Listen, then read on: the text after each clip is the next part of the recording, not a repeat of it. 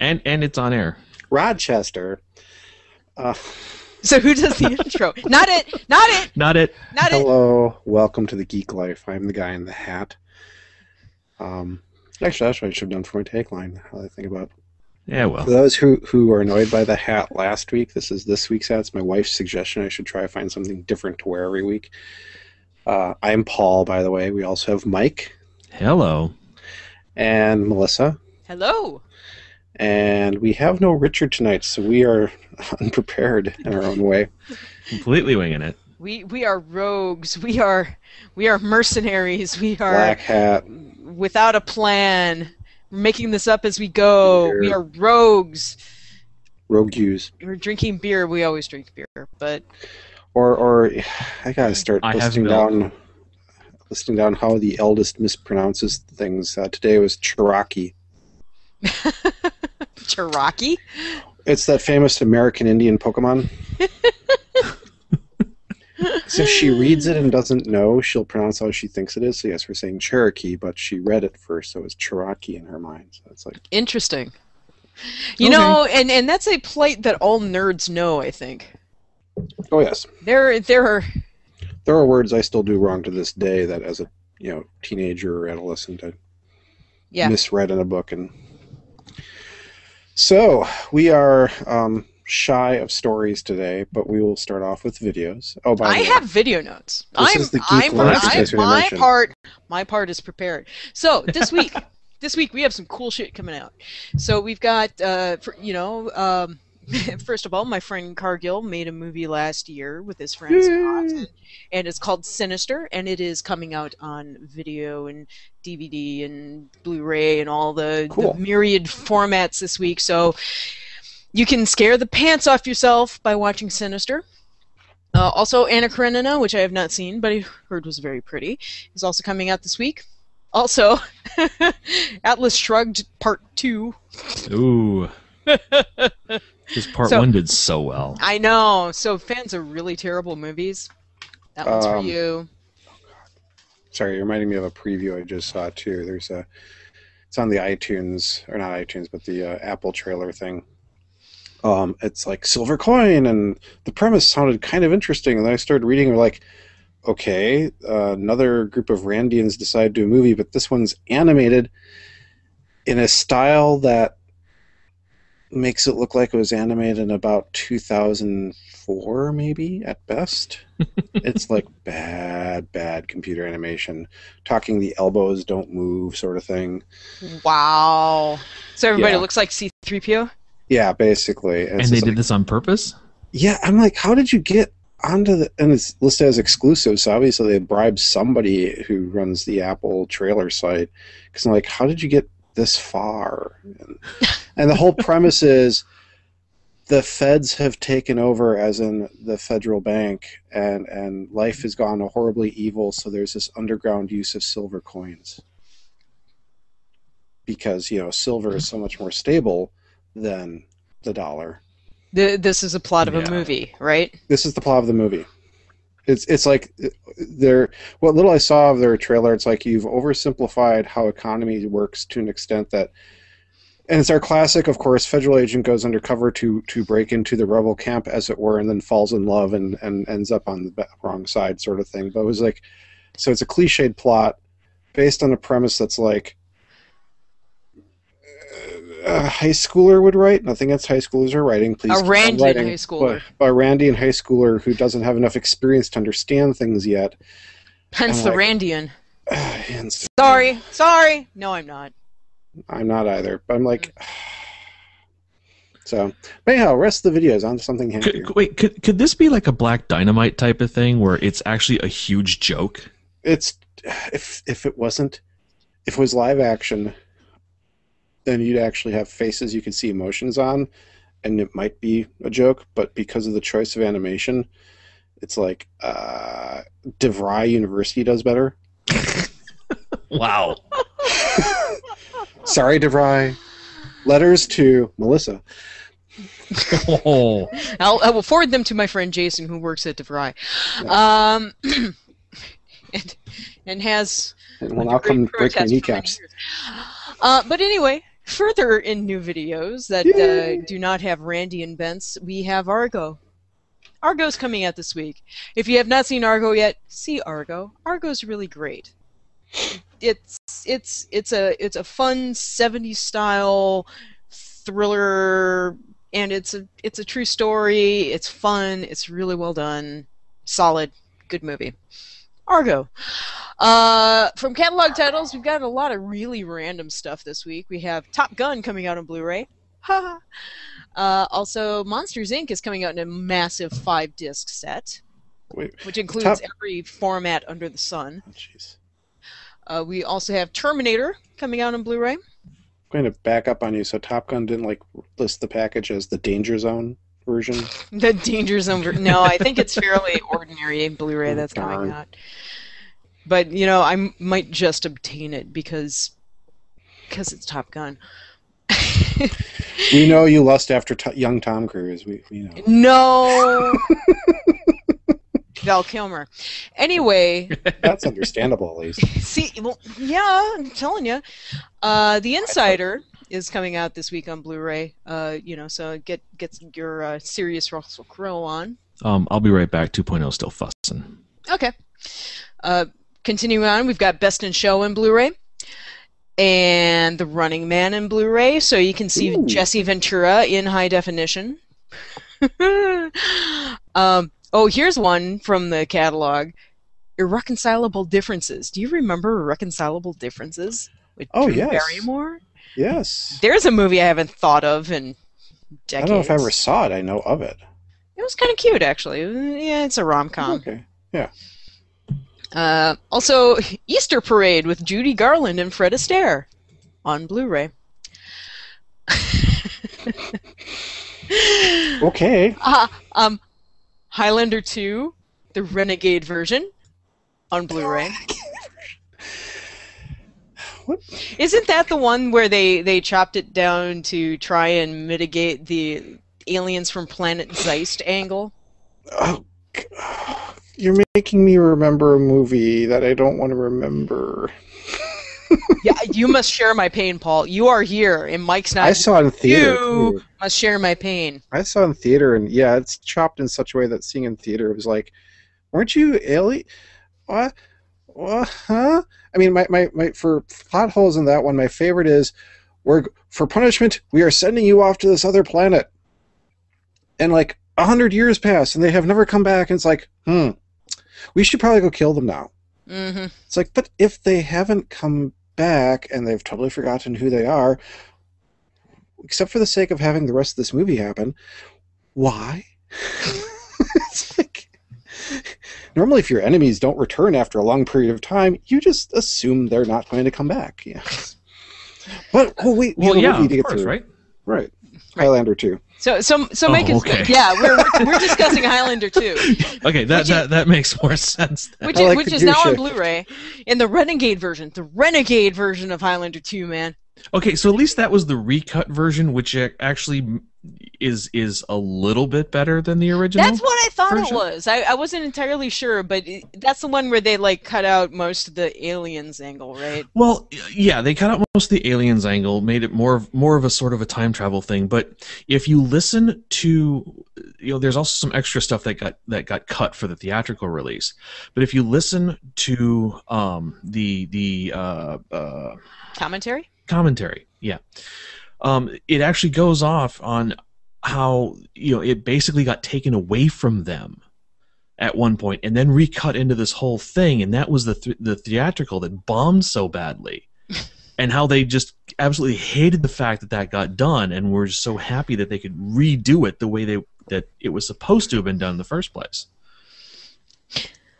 The best thing to ever come out of Highlander 2 was my friends Joseph Scrimshaw and Tim Uren did a live mocking of it at Convergence one year, and it was a thing of glory.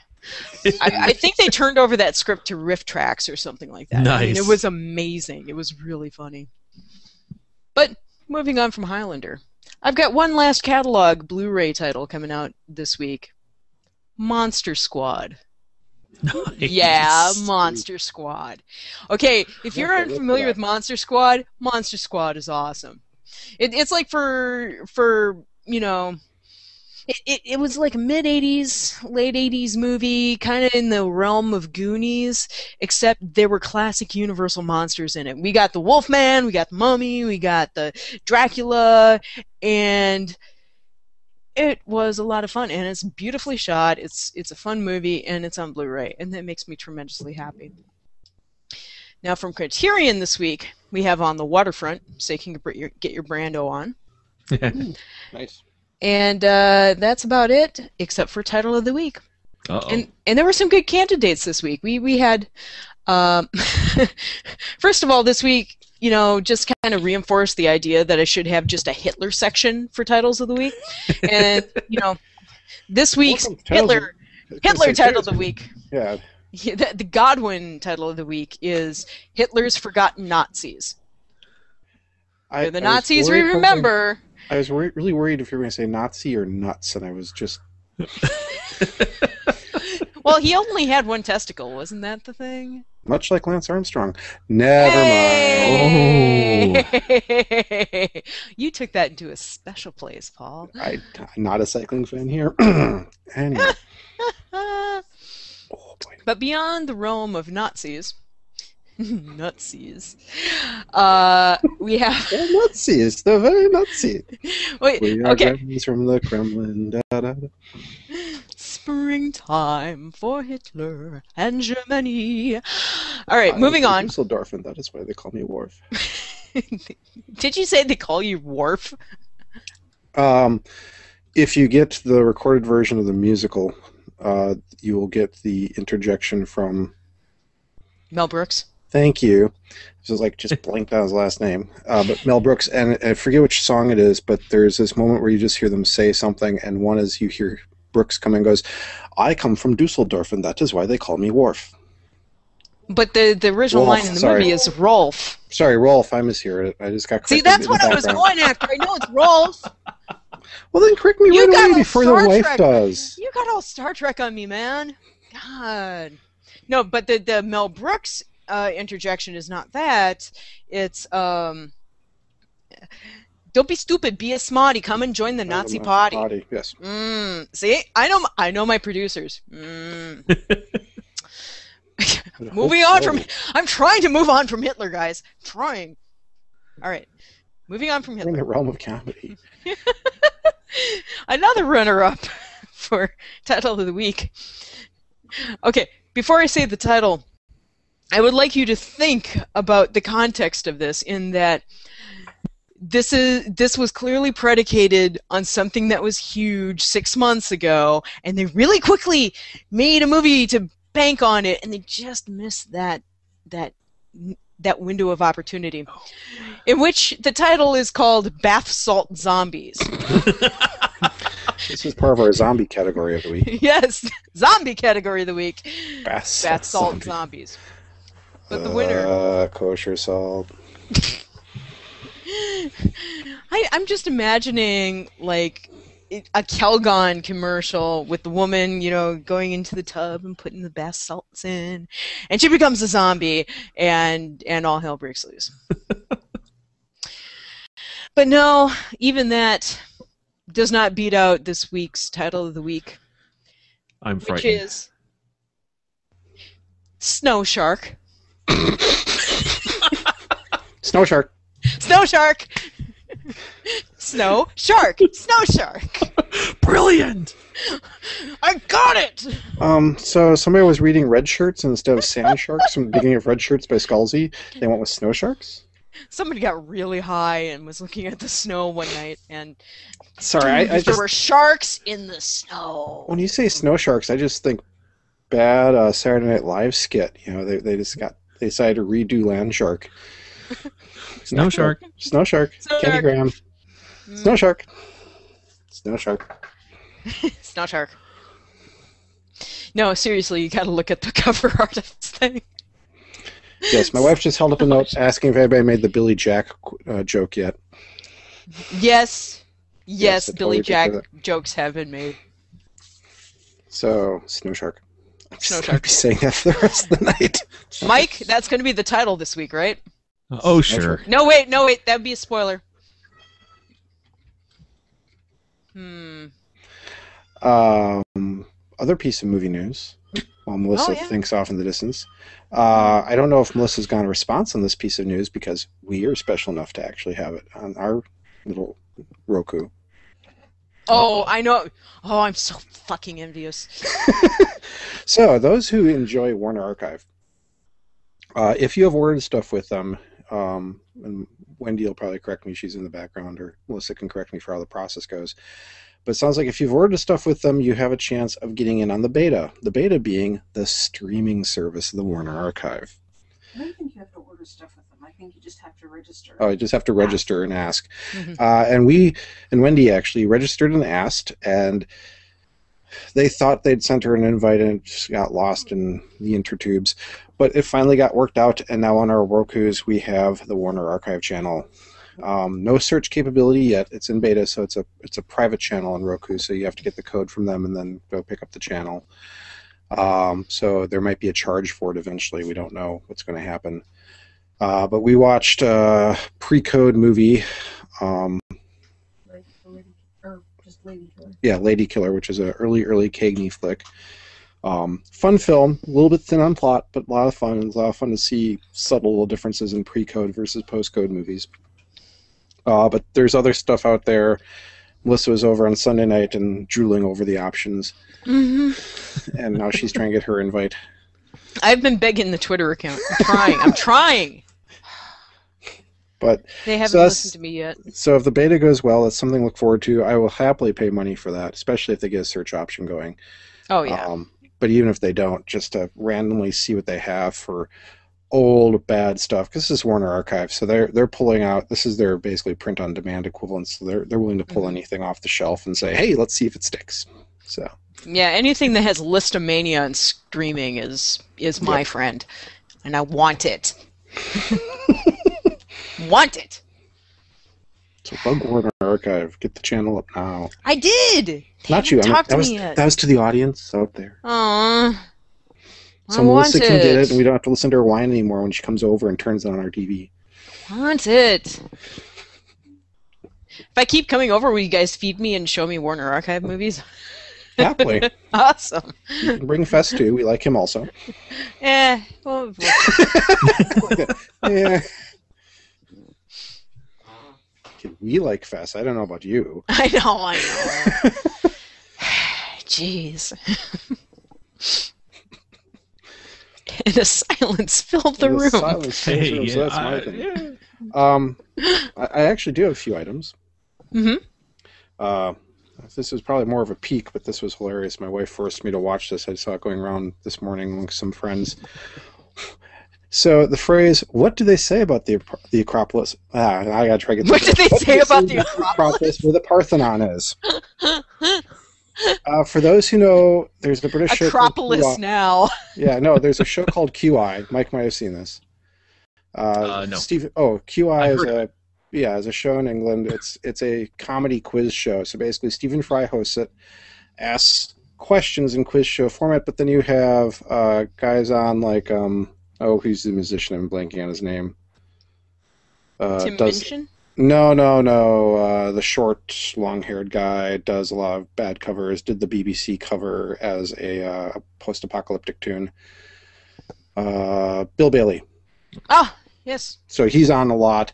Well, isn't Phil Jupitus on that a lot? I think so. But if you look for it and look for this phrase, what do they say about the Acropolis where the Parthenon is? They basically break Stephen Fry.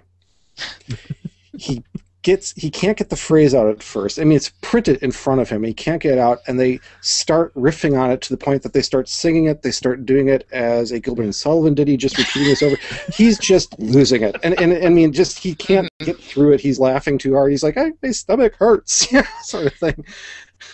Well, if you want to laugh hard enough to be in pain, look up QY clips on YouTube. Yeah, in general. We'll lose days. Yeah. Because some of the best British improvisers great. are on that show. Yeah, it's great. I highly suggest it in general, but this is one of the few ones where they get Stephen Fry, and he's just and the way they do it is just hilarious as they all start riffing off each other just with the phrase.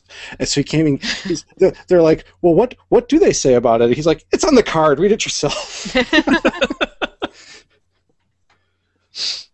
And then when he finally is able to say it, the reaction is the classic, oh, is that all? Yeah, it's just... So he doesn't get a break. It's just beautifully how they do it. But yeah, it's great improv show. As Melissa said, highly suggested. You Will Lose Days. I have lost hours to that, just looking up on YouTube. If I could get streaming, I'd be very happy. I'd watch as a whole show. So... Hot and cold streaming QI. Yeah. It'd be fun. So I found a couple stories going to my usual default site. Oh, good. For those who want to know what that is, or if you care, basically. If it comes down to me finding content, I basically go to the Register and start seeing what their headlines are. I was about to say fart.com. I was going to guess Kottke. No, I have to look up Kottke. You don't follow Kottke? No. Kottke is awesome. Okay. Kottke, Kottke, Jason Kottke, who, I don't know, his blog just catches everything. It doesn't overpost. It's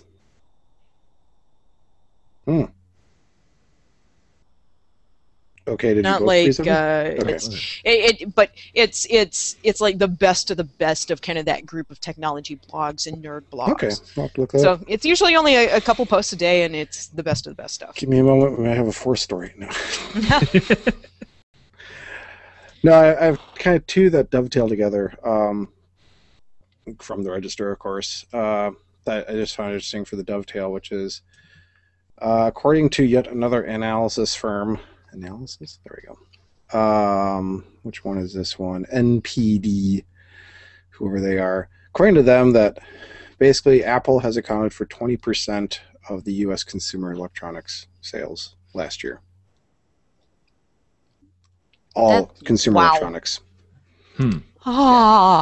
Yes, mostly tablets and phones. Surprise. Mm-hmm. Yeah. The computer market's pretty flat still. Top 5 companies in spending were Apple, Samsung, HP, Sony, and Dell. But only Apple and Samsung actually saw their market share rising. And then, of course, Apple basically, and this is U.S. specific, and based on other things we've been hearing, it seems to be in the U.S., Apple seems to still be king. If you go international, Samsung wins. But that makes sense when you consider that Samsung has the larger body of work, as it were, especially internationally. They have very cheap phones, they have very expensive phones, they do everything. Where in the U.S., it's Apple's winning because they tend to shoot for a high-end brand that people really like to own. Mm-hmm. So that's 20%. Wow. And I still don't have an iPad. This is making me feel worse about my life. Well, I don't either, so... I have two iPads. You have too many iPads. You're And a hogging all the tablet. iPads. You have one mini iPads. I have a Surface RT too. Of course, that Well, that you was can a keep gift. that. Hey, I need something next to the bedstand to read. Stop bogarting all the tablets. Well, I only have the second tablet because I did my stint as a Japanese spy. So, NHK was very nice. They paid me money. Oh, that's right. You were a Japanese Really? spy for a Yeah. while. Watching Japanese programs and reporting on them, so it's kind of an odd idea of spying, but but yeah, so that's the only It reason works. I picked up it. But the dovetail article to Apple having 20% of the consumer electronic market is Dell. PC biz creators. Server and networking chug along okay, but basically as kind of expected, their enterprise side of things is doing okay, and their PC side's just going down the tubes. And I don't think that's so much Dell specific. I think that's just the US PC market in general. It's just not a great market. So the margins are thin. With the rise of mobile devices from everybody, Apple, Samsung, etc., I think that is gobbling up potential sales in the consumer side of things. But yeah, Dell's product revenues were off 1.3%. It sounds like the rest is just going downhill. I just skimmed through the article. It has numbers in it. And as they point out near the bottom, it's like the situation is complicated. So they go into analysis. Again, this is register as to, yeah, it's cratering, but there's reasons for it, cyclical, et cetera. Their quarter ended, actually, what you consider the first quarter of this calendar year. Their quarter ends that time period. So they're also kind of off by a quarter from us. So that can make the numbers look a little different too if you consider it's holiday into a dead period. Yeah. So. Well, and is that just like consumer computer stuff, or is that like overall? Because I know they do a lot of business computers for like desktops and that for business. Yeah, this is looking. I'm skimming real quick. Yeah, they're off. Oh, sorry. Fourth quarter revenue is off by 13%. Overall, it was 1 point something percent. It looks like that'd be the consumer end. PC business issue is a big one. Dell's desktop PC revenues were off by 14%, and mobile PC sales even more. They make a mobile PC? Yeah. I guess I mean laptops. If it's a laptop, is that? I'm so used to mobile meaning tiny things now. Yeah. Yeah, sales actually fell off 26% for the fiscal third quarter, which would have been the holiday period. Oh.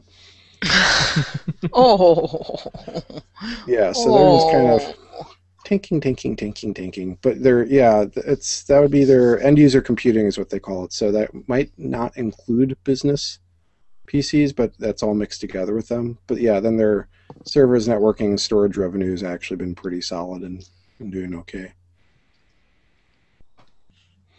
On top of which, they're trying to go private. Their shareholders, some of them are being overly greedy, in my opinion. I really hope Michael Dell succeeds in going private. I think it could turn into a very interesting company, possibly, unless something else happens. Or just Apple should buy them. Yeah. Wow. Well, somebody pointed out Apple has enough in cash reserves to basically do the buyout that Dell is proposing. No way. Yeah, they have like 20 plus billion in cash reserves. In fact, they're being sued. Apple is Tim Cook or whoever said it was frivolous in the shareholder meeting, but Apple's getting sued by a couple of investors who are saying that they're being too tight with the cash and should be sharing it more. We want our stock dividend to be bigger. Or I personally think, my own wild guess is Apple is holding on to as much cash as it is because it allows them to be a public company, but then have some of the flexibility of a private company by having that much cash so they can float through the stock downturns. That makes sense. Seems sensible. Yeah. For those who don't really know stocks and such, if you're public, you're beholden to what your stock price going up and down, so you tend to have a short-term outlook. Private companies like Cargill, which is one of the largest private companies in the world, they can actually take long-term views of things and purposely lose money in investments with the idea that it'll pay off in 5 years. The infamous story from Cargill being a grain elevator they built in India at a loss, with the basis of their basis for doing it was, well, it's a loss now, but in about 8 years we'll be turning a profit, and they were right. Yeah. So, and if you do that as a public stock, you'll get punished for it. Because how dare you're not making money. So that's my theory as to why Apple keeps such large cash reserves. It gives them that extra flexibility to kind of ignore the public going, oh, we're worried. You're not making enough money. I think they also have memories of their bad years. Yeah. And they know that the technology market can be an incredibly fickle thing. Yep. So I don't blame them. I mean, I think they're like those grandparents who lived through the Great Depression. You know, they're darning their socks where nothing ever gets thrown away. Yeah. Don't throw away that Mac Model 1. It's still good. Oh God, you have no idea. Before I moved out of my house, and I had to get rid of like most of my stuff to move into an apartment because I had a lot of stuff in a 3-bedroom house, and I moved into a 2-bedroom apartment with new storage, including just about every Macintosh I'd ever owned. Oh man, I had so many of those like little single-unit beige Macintoshes. I don't know why I kept them. Yeah, I was about to say why. Hoarder. I don't know. They'll be I worth think I money always someday. intended. I think I always intended to turn them into fish tanks or something. I know somebody who turned one into a OS 10 running macine. That's basically- really. They basically gutted it and took Mhm. the guts of a Hackintosh, I think it was, and that was back several revs ago. So you had this little beige Mac and it would boot up OS 10. You know what? I kind of want to. Oh man, now I want one of those back because then I get a Raspberry Pi. Exactly. Stick it in there. Run Linux on it. Run Linux. Keep the black and white screen. Yes. Or the 4-tone gray if you're really fancy. Well, yeah. Hmm. You people worry me someday. Oh my god, when the gray came out, that was awesome. Sure. So I'll have to send you the T-shirt I want. Know if you saw that on Facebook. No. Oh, you should look. It's a wonderful T-shirt. You're just a simple expecting that white I shirt. read Facebook? I know. I expect that you read social media. Silly me. Ah, No, it's a nice, simple T-shirt. Just simply has the word Helvetica on it in Comic Sans.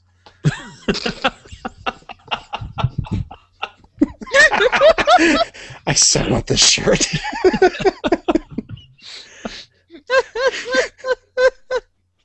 I want it too now. I watch educational videos on YouTube, and one was I caught something that said "In Defense of Comic Sans," and it is a hilarious video. And the guy basically uses an excuse to explain typography and a little bit of the background of typography, and kind of that Comic Sans isn't that evil, but then he just throws in all these things, and all of a sudden you see this shirt pop up, and it's just like. And I love the fact that he goes through, Comic Sans isn't bad. It doesn't look good, pops up like classic Helvetica text. Or it isn't really ugly, pops up Papyrus. Like, thank you. You made Well, $1 billion film and you couldn't afford a font. At least Papyrus has decent kerning. Comic Sans, terrible kerning.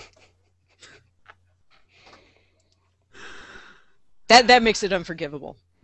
It's all about the kerning. It's all about the kerning. Somebody was giving me shit the other day.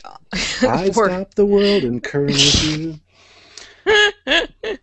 Yeah, somebody was giving me shit the other day for using Zap Chancery in one of my videos. It's like, oh, come on!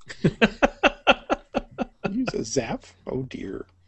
Well, I use Zap because it's one of the most readable script-like fonts, and when you're using a script font in a video, you need something really immediately readable. So it's like, Right.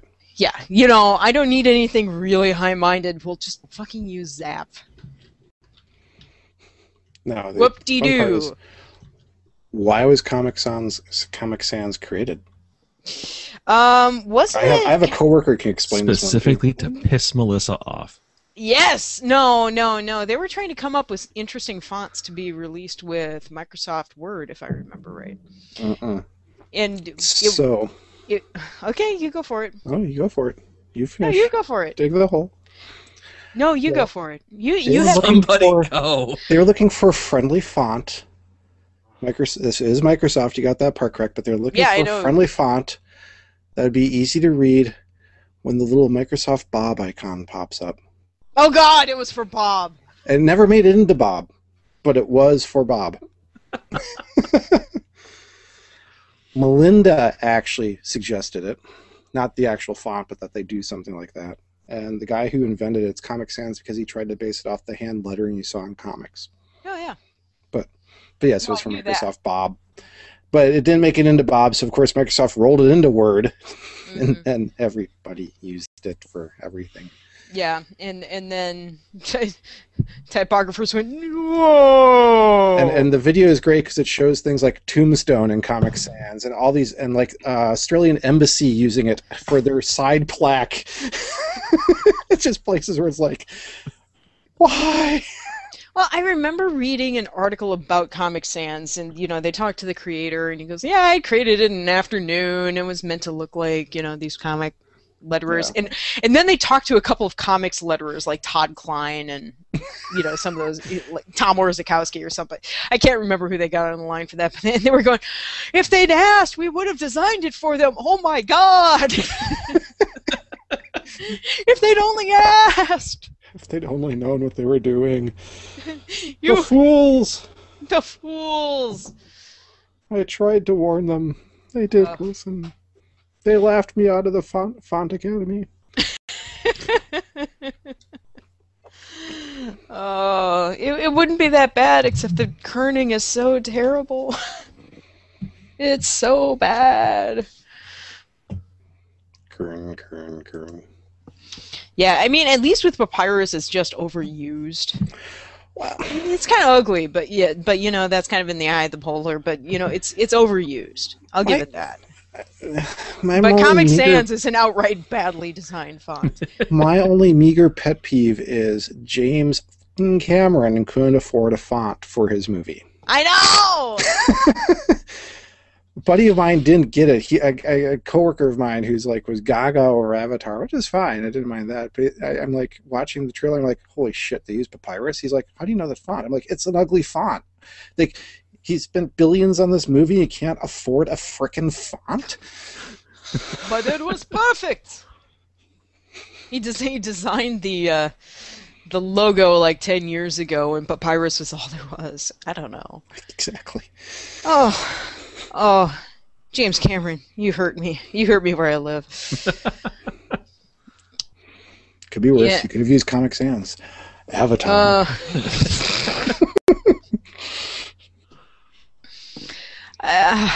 Next weekend, Titanic. In Papyrus. Yes, if I ever become big when producing movies, I will insist that bad fonts be used everywhere. By the way, if I can slip into Peak Land for a moment. Oh, sure. Yeah, since we're on typography, I actually watched the documentary Helvetica the other day. Oh, I've watched that too. How do you It's like a it? magnificent documentary Yes. about a font. And you wouldn't think that a documentary about a font is awesome, but it is. And it's on Netflix streaming, and even people who aren't lettering nerds would probably enjoy it because it does a very good job of explaining typography and displaying what typography can do. And it's interesting stuff. I don't think I convinced Wendy into watching all of it, but she was watching some of it kind of over my shoulder when I was watching it, and even she was like, it's amazing. They're able to do a whole movie about a font, and they do a good job with it. Yeah, it's really good. And the history is great. I mean, I'm a little bit of a font nerd. I'm not well-schooled in every font, but I do like everything that goes into it. And yeah, I highly suggest it too. It's a great documentary. Yeah. It is a documentary that'll, at least for the next day or two, if you're not into fonts, will have you staring at typefaces or at you in life and going, is that... Well, as somebody who does, logo design and stuff like that on a fairly regular basis, for like the next day and a half, it's like, I want to do everything with Helvetica. It is versatile.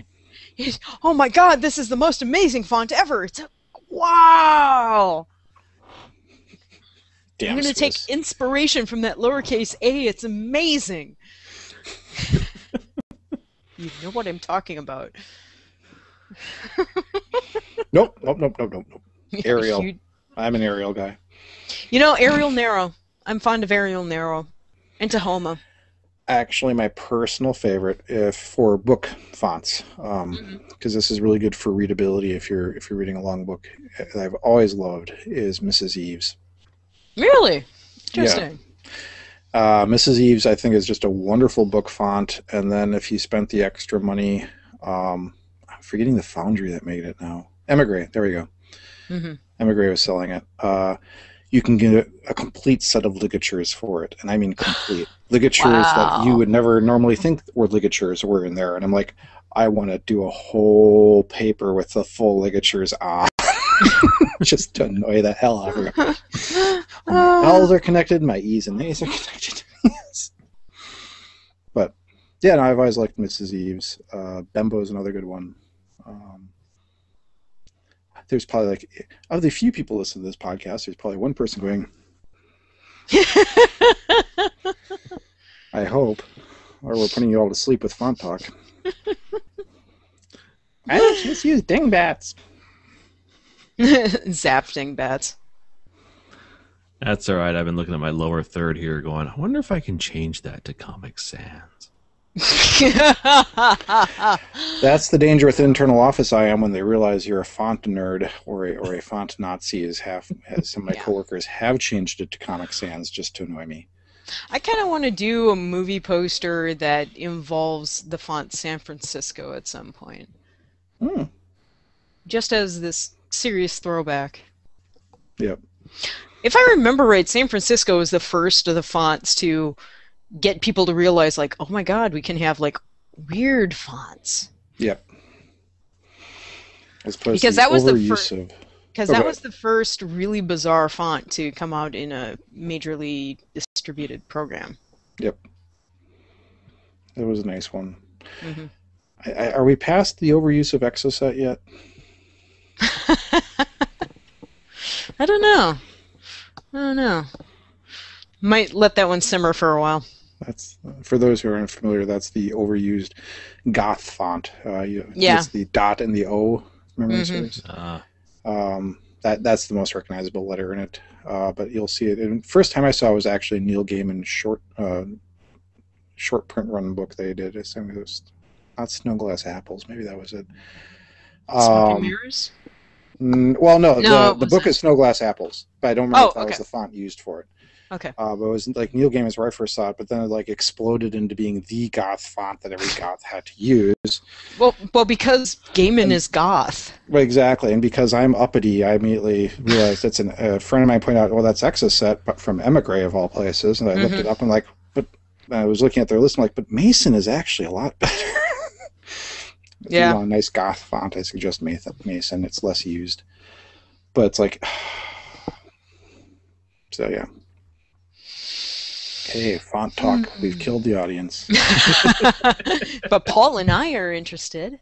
Well, that's good. And a couple more beers, and we'll start making up names, and nobody will know. I know. All we have to, We'll start know doing now. is picking random, European cities and Porto Nero. Buenos He said- Aires. No shit. I can explain where I came up with that one. You see, I have these still.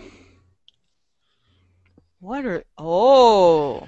Summit did their own labels for a while. They glue them together, and you have a scratch pad. But for those who know Summit, you recognize that there's a notch cut out on one side and a month, and that this logo is not the current logo.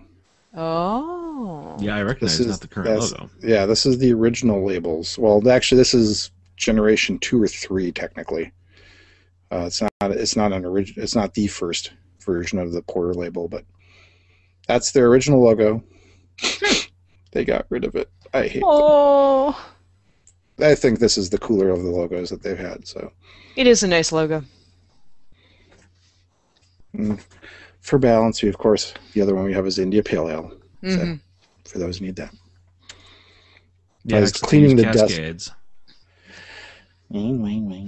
Oh, that one has it has Cascade, but also has some British hops in it. Yeah, I don't care. It's got the Cascades in It's it. got Cascade. I like grapefruit. No. It's not like. That's too nice. I hate grapefruit. Loathe the taste of grapefruit. I'm not getting a sense of your problems with grapefruit here, Mike. You gotta really express your feelings.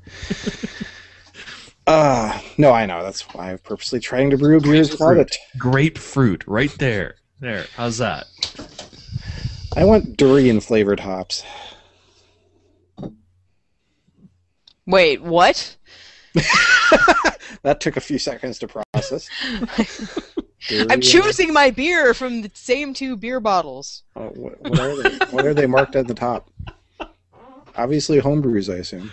No, they're not. They're Brooklyn Brewery Black Chocolate Stout. I don't know who brought these over. Best must have brought them over. I'm being morally good. Oh. Finnegan's the profit for those who are out of state. Finnegan's the profits go back into help charities in St. Paul. I didn't know that. Yeah, 100%. Huh.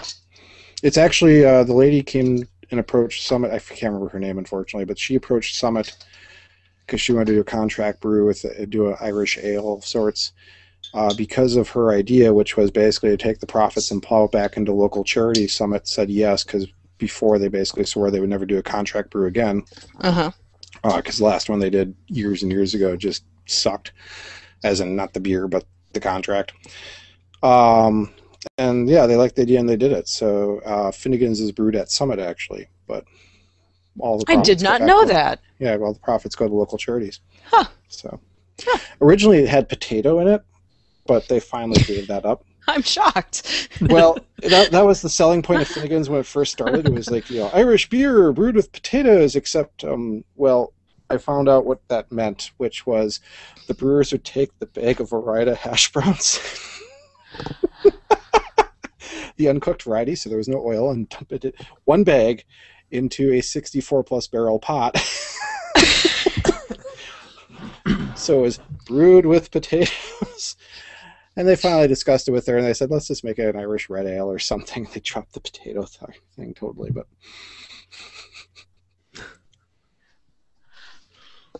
I'm speechless. What, you thought we had ethics? What? No, just the... Get the frozen bag out, pour it in the boiling water. It has potato in it. Well, technically it does. Yes. Well, it's kind of like, the comic book that was made from the blood of the members of KISS. There was that. There was the Poppy Z. Bright books that had the smell of human burning flesh. Yes. There was, Wendy can correct me, I forget whose book it was, that Dreamhaven's response to that was to do with I think it might have been the same book even, but with the smell of burnt kale.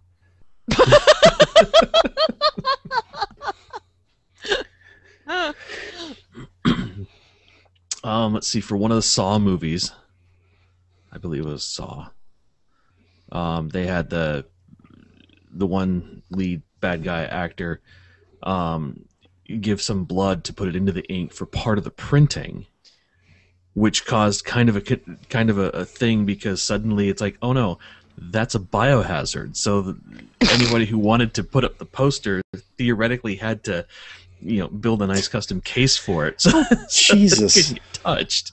Well, when they do stunt like that, it's like a drop of blood goes into an entire vat of ink. I know, but you never know. Yeah, wherever they were trying to put one of the posters up, they said it qualified as a biohazard. So they had to. But the ink has dried. Yeah. Oh, I know that. And most virus, blood transmitted viruses are blood transmitted because they can't really survive outside of a human body fluid. So You never it know. would be. This could be it. This kind of gets into. This starts getting into the area where I get problems with homeopathy, because homeopathy says, since this medicine has touched this water at some point in history, the water still retains the essence of the medicine, even though there are no molecules of medicine. So what you're in the saying water. is that Which really means that every is drop the of water on precedent this earth. unchanged, or is the antecedent unchanged? But the thing is if that were true, every single thing we drink in our entire lives Melissa? is the essence of dinosaur piss. Melissa? What? Clams. Yes, I've just actually made a Roman Catholic reference and a Scientology reference in 2 minutes. Precedent and antecedent is the terminology that the Roman Catholic Church will use to explain how transubstantiation occurs. So I'm going to probably get backwards, but it's like the precedent remains unchanged, but the antecedent has changed. If you want to talk about rules lawyering, go to the Roman Catholic Church.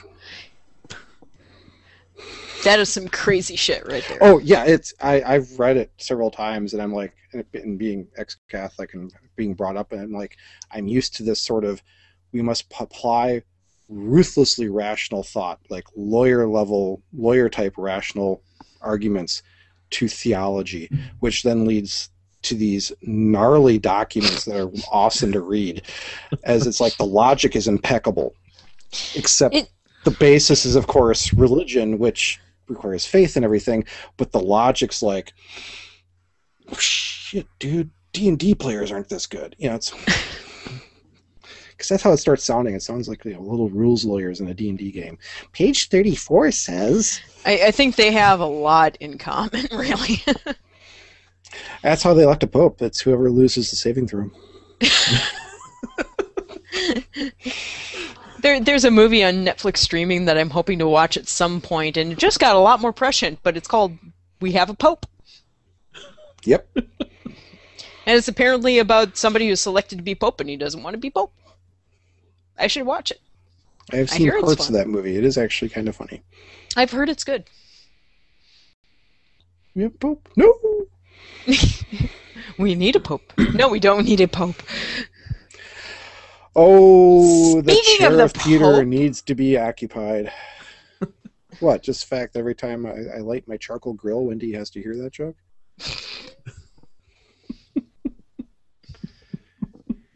Yes, folks, I am such a nerdy ex-Catholic that every time I light up the charcoal grill and the smoke goes from dark gray to white as it moves from newspaper to the coals, I say, "Look, we have a pope." Do you tap your food with a silver hammer? Or is that when a pope dies? I don't know. I haven't heard that one. That's Yeah, a new I one to think me. there's something. Yeah, there's something with a silver hammer and tapping the pope on the forehead. I think that's when a pope dies. Wakey, wakey! Maxwell's silver hammer. Most Yeah. people would think it's a silver hammer like this. No, the cardinal is coming. Yeah, there's a freaking sledgehammer. Okay, next one. Yeah. No, I retired. Retired. So is this like Cardinal Gallagher or something then? Or? Bring up another watermelon. I bless you. That would make Mass awesome, and I would go back. I'd watch Watermelon Mass. Okay, line up the babies. We're going to baptize them. Get the watermelon just right. Not the babies, the watermelon. You get the babies in the spray range. Bless the watermelon. I like that you actually had to quantify that.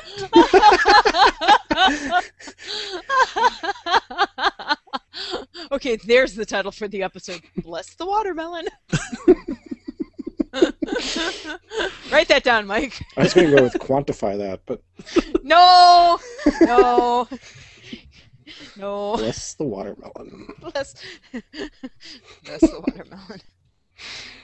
And we're done. Spectacles, testicles, wallet, and watch, right? Is that how Yep. it goes? Okay. Yep. Spectacles, testicles, wallet, and watch. But I thought you were a rabbi. I am. Anyhow, any other news? Have we digressed far enough? Yeah, I think we might just be done with the news. But there's amazing news out there. It's so. Do we know what it is?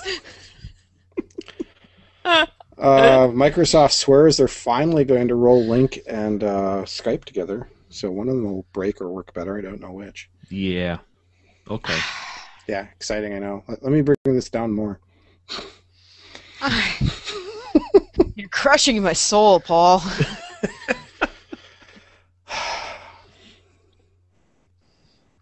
Has Fess seen a Buena's dog? No. Okay. I only I don't watched that recently, but he wasn't around. Okay, I don't know why I'd be reminded of having the poster here in the office, but just looked up and I think- realized. I think that movie would piss him off. A lot of movies just piss him off. I try not to Sorry. watch many movies with him. You try to rationalize them, or Oh God, trying to find a movie that Fess will agree to watch is a special sort of pain. okay. That boy has so many hang-ups. I don't understand them. Alrighty then. I'll just say it's never boring. That's my mantra.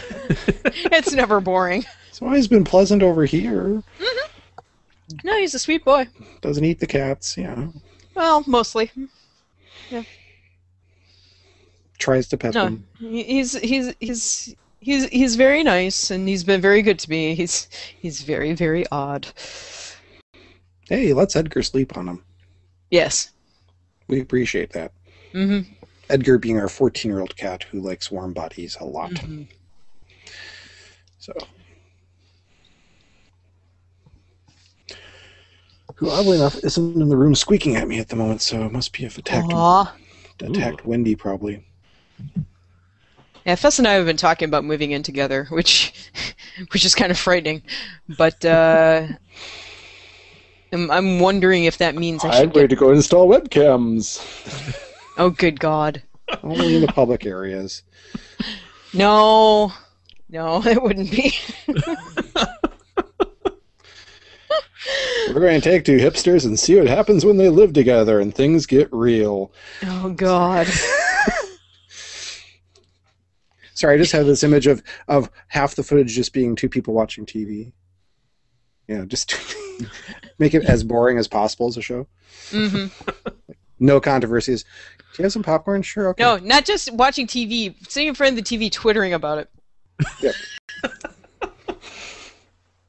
Huh? What? Oh, yeah, okay. To each other. Yes. I just texted you.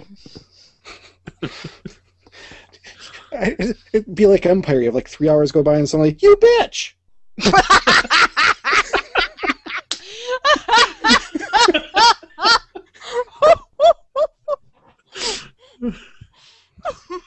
Never playing Words with Friends with you again.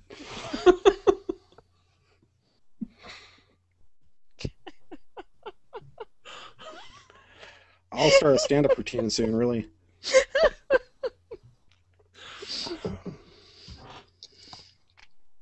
Anyway, where I was going with that, it was, I've actually been getting the urge to get a dog again. And I can't have a dog in my apartment. And I don't have the lifestyle to have a dog. But if Fess were around, might be able to have a dog. Versus Fess?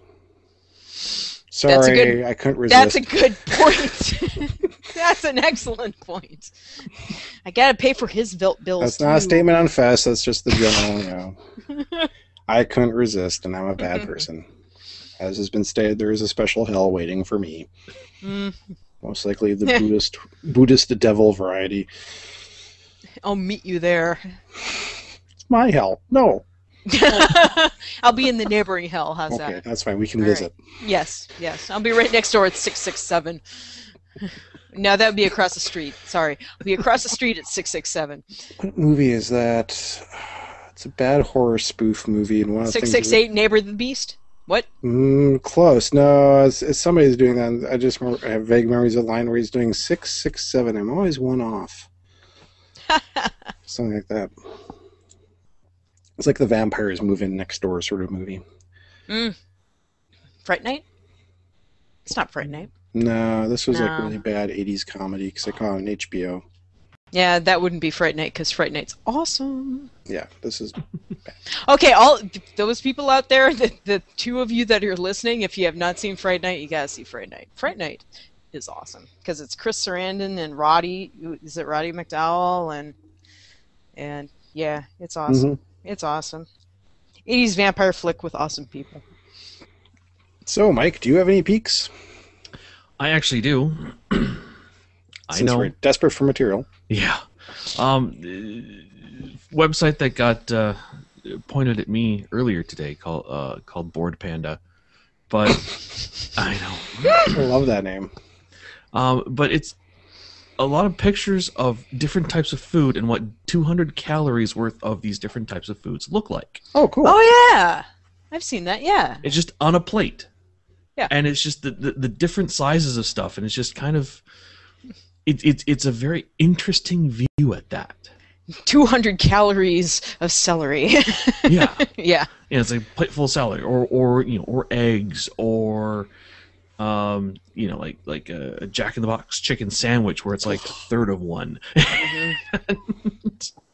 or the glazed donut, which has like a little notch cut out of it, and that's about it. But it's actually a very interesting site, and it gives you some interesting perspective on that. Oh yeah. I ate what? Yeah. But I ate 6 of those Chick-fil-A's. Oh. Oh. Ouchie. Oh, speaking of bad for you, it sounds like it. So if those in Minneapolis and you're wondering what happened to a lot of the KFCs in town, they're turning into Popeyes. Oh my God, they are? Yep. Oh. I didn't know what Louisiana Kitchen was, except now I found out it's Popeye's Louisiana Kitchen. Shit. So, yeah, well, like the one here in Richfield, the one in Uptown, or not Uptown, the one out on Chicago next to Uncle Hugo's, and several of the other ones, they're all under the same franchise, and it went under. Oh. And so if you're desperate for your decades worth of sodium fix, As I often am. often, yeah, about Honestly. once every 2 years, I get a hankering for Kentucky. Well, not once a year, really, I get a hankering for Kentucky Fried Chicken. No more. It's kind of like Wow. my fascination with McDonald's. I only eat McDonald's on like the outbound leg of a road trip because it's like, Yep. I never eat McDonald's. Ah! Oh shit, I hate McDonald's. And then I forget about that until the next road trip. Of course. Why'd I do this? Why did I do this to myself? Actually, their Angus burgers are better than usual McDonald's, but that's still faint praise. I was going to say that's probably real beef still. So Yeah, a little bit. But yeah, But- if you still get your KFC hankerings, Paul, the one in Roseville is still open. Okay, I knew there were a couple that were still around, but it's whatever was the kind of the franchise in Minneapolis and a couple of immediate suburbs. Okay, Um, tangent on fried chicken. I'm identifying my fried tangents now. chicken. Fried chicken. I've become very fascinated by chicken and waffles lately. Chicken and waffles are awesome. People who don't understand chicken and waffles are amazing because you got the sweet and the syrup, and then you got the savory of the chicken, and the crunch of the fried chicken, and the waffles, and it's actually really, really good. So right now I know of 2 places in the Twin Cities that do really awesome chicken and waffles. There may be more, which is why I want to ask you guys about. But one is Cafeteria in Uptown. Okay. Makes like whiskey waffles with maple syrup and gravy and really great fried chicken. And also the Bulldog makes really great chicken and waffles. What about the actual chicken and waffles place in downtown Minneapolis that is Okay, I over was near totally I was unaware of that. That's what I wanted to ask about that. I have not eaten there. Okay. I will put that up front right away. I worked in one of my gigs a couple years ago was actually across the street from them. And I'm blanking on which street they're on, but it's like around the corner from Sex World. Oh, Yes. okay. That, Okay. that area of Minneapolis, so not quite into the warehouse district. It's been a hole-in-the-wall chicken, and it is chicken waffles right on the sign. That's what they are. Okay. Not a franchise. They're their own place. But they've been there for years, and I've heard good stuff about them. I don't know if Okay. they're really super awesome. You're going to get by my understanding, fare-wise, you're going to get pretty straightforward chicken and waffles. Nothing fancy or variations in the theme. But they've been there for ages, so you might want to try them sometime. I feel I must. Yeah, okay, now if only they were open 24 hours, because that would be one of those things Yeah. where like 3:30 in the morning, it's like, Yeah. oh, I need chicken and waffles. Yeah, the ex-coworker buddy who moved back down south, he raves about chicken and waffles if you can Oh yeah. find the right place to do them. So, but yeah, Mm. I'm weird. I actually don't like the savory sweet thing, but I'm not a big sweets guy, so I like pretty much just savory. So, Well, and then I you know, like waffles. I'd probably have the waffles and the chicken, just no syrup. yeah. Well, at least with the Bulldog, you can say, hey, bring the syrup on the side, and they'll give you the Yeah. syrup on the side, and you can control the input of syrup. You just like Chicken and bone the chicken out, put it between the waffles, and kind of mush it.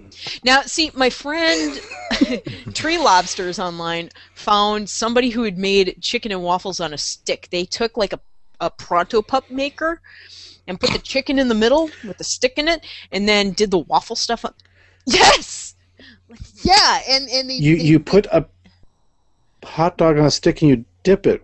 What's a maker? No, do? they have like a waffle iron for like Pronto Pup Oh, things, okay, and it's thank like you. cylindrical, and it actually puts the little waffle things on it. But you have the chicken on a stick, and you put the waffling over around it, and then you put in the waffle maker thing, Pronto Pup waffle thing, and it's chicken and waffles on a stick. You know, I still need to open a yakitori place now. I think we need chicken and waffles on a stick at the state fair, That'd be awesome. because I have not seen chicken and waffles on a stick there. That would I've seen be- alligator on a stick. I've seen fried pickles on a stick. I've seen a lot of things on a stick in the state fair. I but not- had the deep fried testicles last year. They were there. What? It's not like I wait for you to take a sip. I think your timing is impeccable, sir. Much. No, that was the big thing No. last year but it was Holy Prairie Land. oysters. Oh Was it no, it was just- Holy Land. So this was lamb. Oh, okay. I was Was it underwhelmed. was it fried?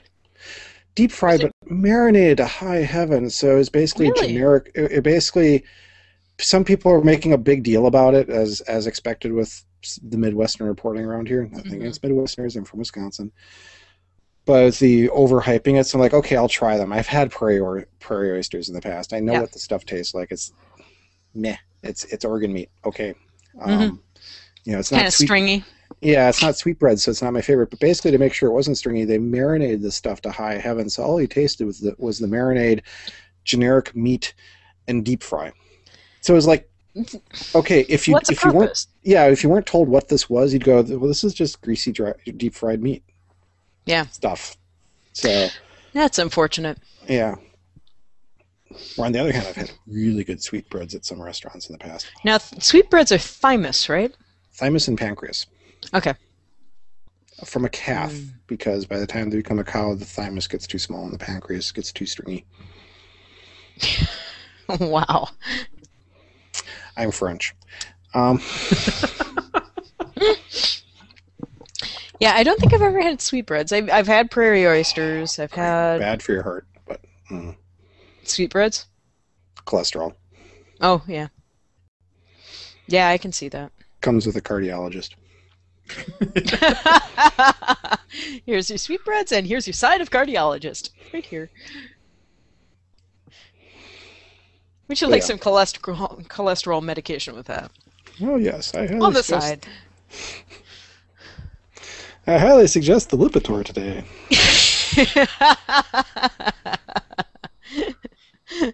The Lipitor is in season. Is it from the left bank? Sorry. We've been the Geek Life. Okay, so I was asked on Twitter by guess who, what brains taste like. It's one I haven't had. Yeah, I haven't had brains either. I hear they taste like blood. You know, organ meat, I suppose. I've yeah. And I've had mostly, heart. I've made heart actually. and mostly because Fess was asking because somebody gave him zombie mints, Oh Oh. God, those. and they're supposed to be brain flavor, Yeah, right. brain flavor. Yeah. And Well, we're talking human brains or brains in general. and I think Not, I mean not they smell horrible. Have you tasted them? No, I haven't. Don't. And he was asking me what brains taste like if they actually are brain flavor, and Well, you know I did my research, but I human don't brains. Yeah, I don't know. I've watched shows where like Elton Brown has eaten calf brains or whatever, and basically it's again the flavor sounds like it's pretty meh, but it's a Mhm. texture thing, and Yeah. it can really wig some people out because the texture can be really weird. Yeah. But Well, it's an organ meat. I mean, you kind I of mean, expect that within yeah, if he wants to know what intestine tastes like, been there, done that. tripe. Tripe Oh. is it's stomach technically, but Well, the thing is, well, I've had tripe, Yeah, same here. And I've had it multiple times. And the thing about tripe is, if it's done well, tripe can be fine. Yeah. If it's done But the thing badly. is, when it's not done well, tripe is one of the most disgusting things on earth. It's kind of like squid. If cooked correctly, squid or octopus are great. If not cooked well, I'd rather chew a tire. I have a lot of tolerance for squid. Tripe, same with uni when dealing with sushi, which is I have sea almost urchin no egg. tolerance. I have no tolerance for uni because I had bad uni. When it's fresh, is amazing. It's amazing and buttery. But the thing is, if it's not absolutely fresh, it is the grossest substance on earth. That's why I've never eaten it again in the Twin Cities. Years and years ago, I tried and it was not fresh uni, and I found that out later. I'm like, I'm not giving this stuff a chance unless I'm next to a coast and I know I'm within hours of it being brought in. Every once in a while, Fujiya has decent uni, but I think that's the only place. Fujiya, Sajiya used to have decent uni. This is going a couple decades ago when they did, but basically there was a group from a local Aikido club, different one than one I belonged to back in the day, who really liked uni and found out when the plane came in. Yeah. They basically found out from Sajiya, when does your uni come off the plane? What day do you get it? And they would go and basically decimate it. And so anything left over, then nobody would touch, and it's like 3 days later, and it's too late. But they would basically go that night after practice, and they have uni in. Yeah. For those of you who are unaware, who are listening to this going, what the fuck is uni? Uni is sea urchin eggs. It's kind of this yellowish paste. And sometimes it's served like a quail egg on top. But it's your kind of standard little sushi one-piece thing where you've got the rice and the seaweed wrap, and you've got the goo in the top. And sometimes it's tasty goo, and sometimes it's horribly disgusting goo. Now, quail's eggs, there's a fun story. Yeah. Took a buddy to Sajiya and said, you got to try the flying fish roe with the quail egg on top. Oh. I didn't realize he was very sensitive to texture. So he pops the whole thing in, realizes it's a little bit too large for his mouth, and then the yolk breaks. And I see him do his best and succeed in not spewing it across the counter. But you just see him go, this whole holding it in, must not spew.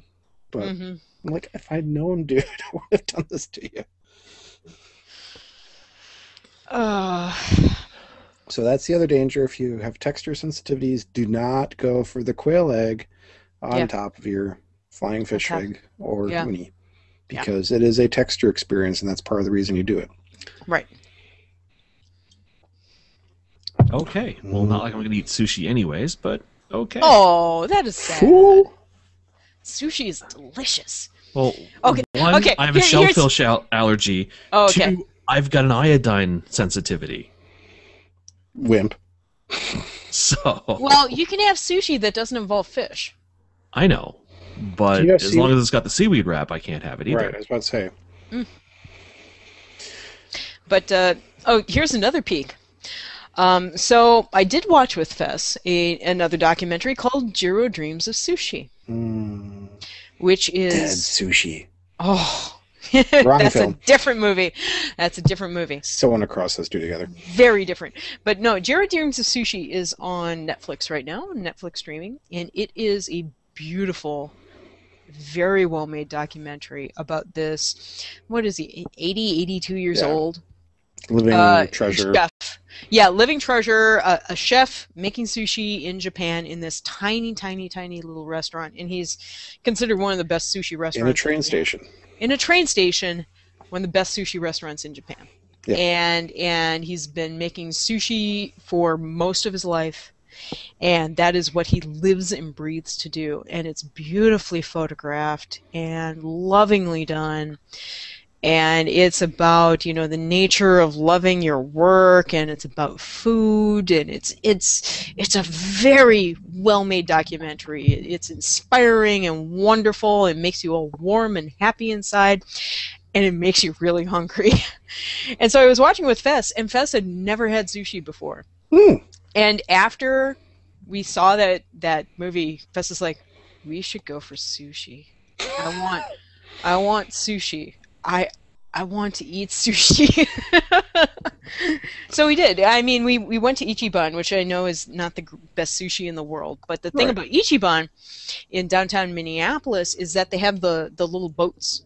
You sit at the sushi bar and they have the little boats that go around, and you pay one price, which is like $30, to sit at the sushi bar for an hour. And you watch the little boats come by and you go, ooh, what's that? And you grab it and you eat it.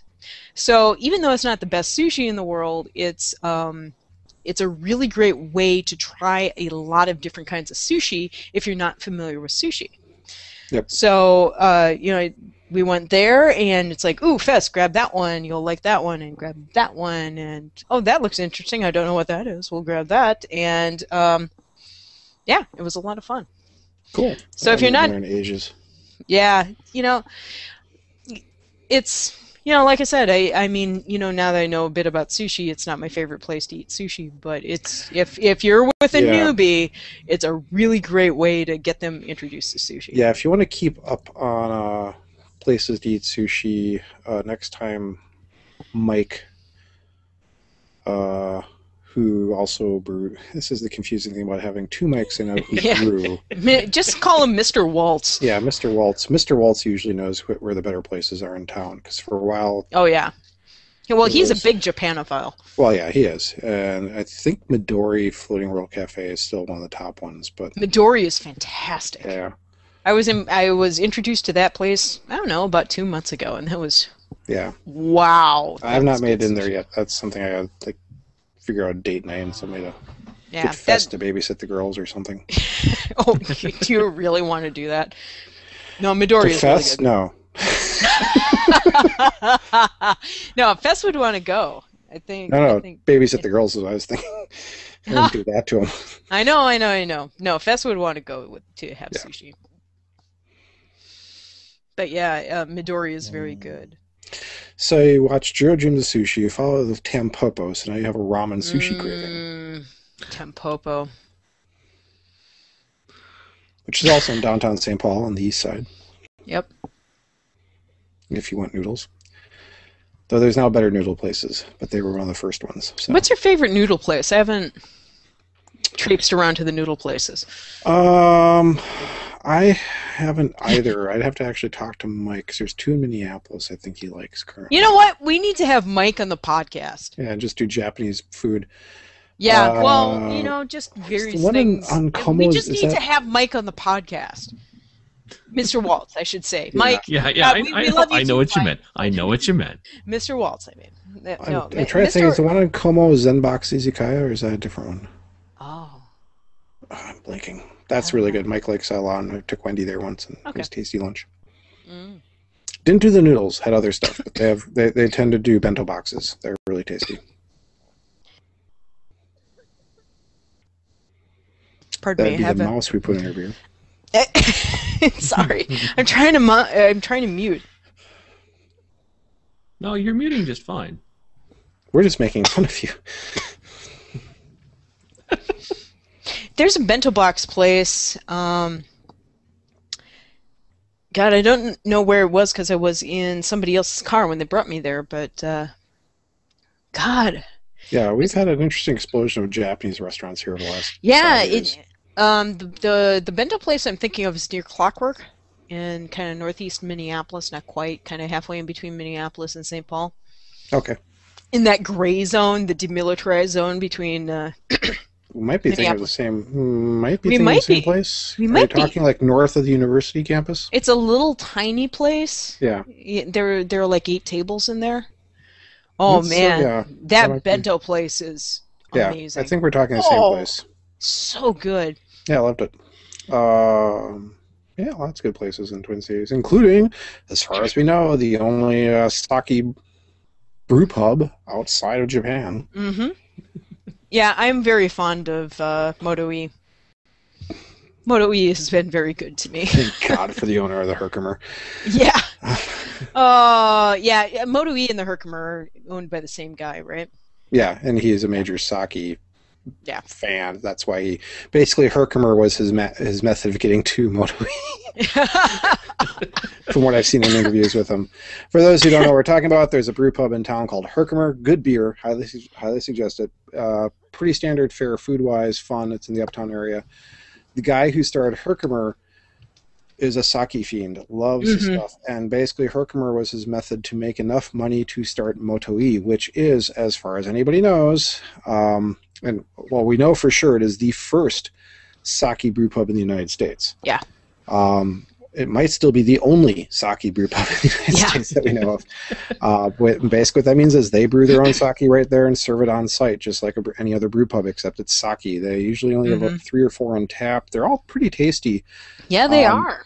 They're not, I wouldn't say they're the best sake ever, but if you want, well brewed sake done by a place that likes doing it and wants something that you really can't get anywhere else, they're decent. They have nice food too. Well, and you can get izakaya, which is pub food, but you can do stuff like sake flights there too. Yeah.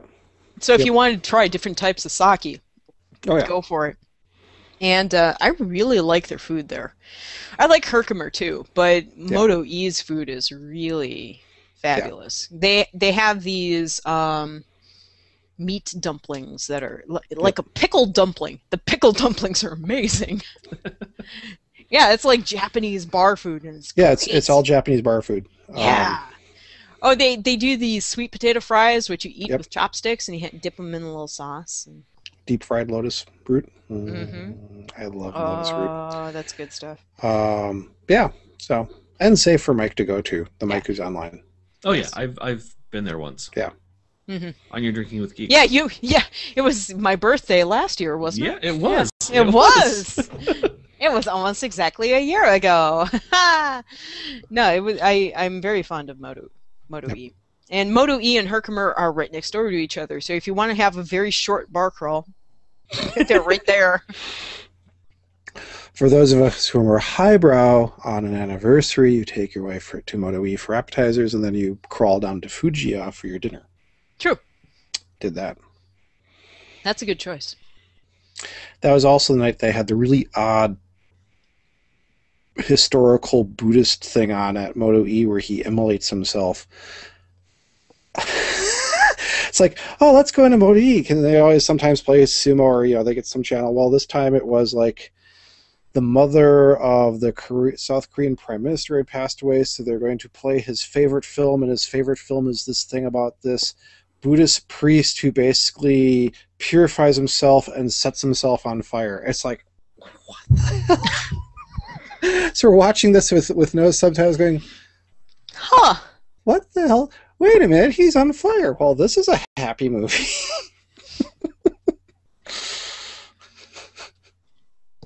It's like, oh, those crazy Asians. Yeah. So I think Self-immolation, Takeshi's Castle. Yeah, Oh, God. There was one day I was at Moto E, and they were playing just nonstop Takeshi's Castle. It was a very interesting experience. Khan's Mongolian Barbecue in Roseville plays it all the time as well. Oh, God, I love that place. If you need a lot of food in your stomach, you go to Khan's. Because it's, get in my belly. No, you do the...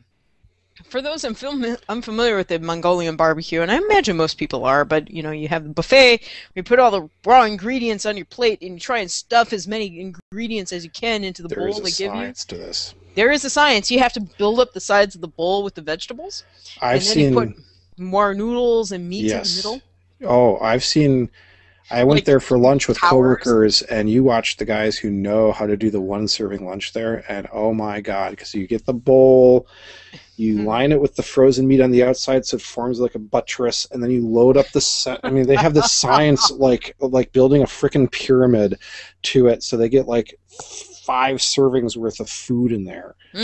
But basically, as Melissa was saying, you load up the bowl with all these raw ingredients. The meat's semi-frozen, so it's easy for them to slice thinly, and then you take it to the ninjas who prepare your food. So you take your bowl of raw ingredients and you put it in front of the gong and then they take it away from you and they put it on this giant grill and they take big sticks and they poke at it so it doesn't burn, and then they stir fry it, well, with big sticks, and then they put it into a bowl and they cover it in peanuts and they give it back to you and you tip them and you bang the gong to make noise, and then you go back and you fill yourself with food.